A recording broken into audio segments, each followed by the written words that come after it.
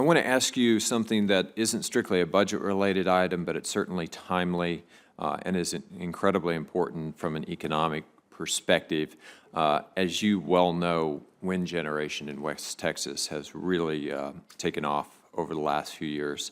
Now accounts for about 23% of power generation for the Electric Reliability Council of Texas, ERCOT, as you probably know it.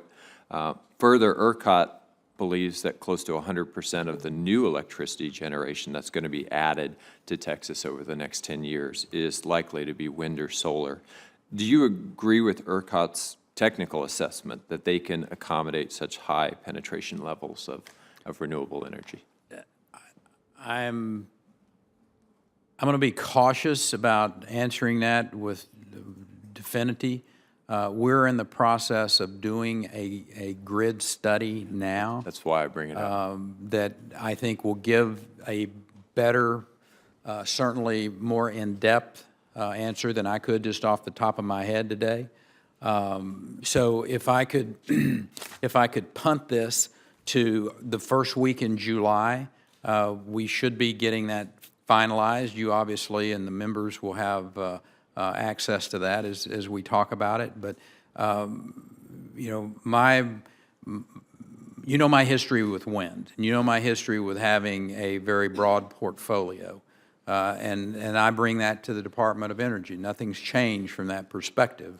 And I raise it largely because ERCOT is already managing dramatically higher levels of renewables than most states in the nation. So I think looking at what they've been able to do is instructive for whether or not we actually have a problem anywhere yes, sir. else. And what I would remind folks is that Texas has a rather substantial baseload energy production as well, and that's probably where we're going to be getting down into the weeds on this, Senator. Is that what is the percentage of baseload, whether it comes from fossil fuels, either from coal or natural gas or from nuclear, that maintain that baseload, and obviously having solar and wind as part of your overall mix, we think is a good. So, I think, let me put it that way, is a very good thing.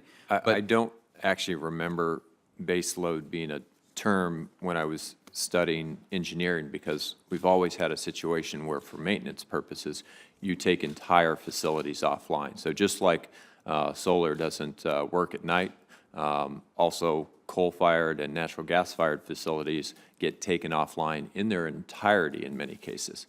So I think we ought to be looking at reliability and on being able to manage the grid effectively for that reliability, as opposed to saying, well, this is good and that's bad, or vice versa. Absolutely. I think you're correct in that, particularly in the sense of making sure that you have enough energy sources that are going to be reliable and stable and economical. That's what the public wants. I mean, you and the engineers and myself will all have a great discussion about some intricacies here, but the American people want to know that when they flip that switch on, when it's 117 degrees in Las Vegas, as it was 2 days ago, that air conditioning is working.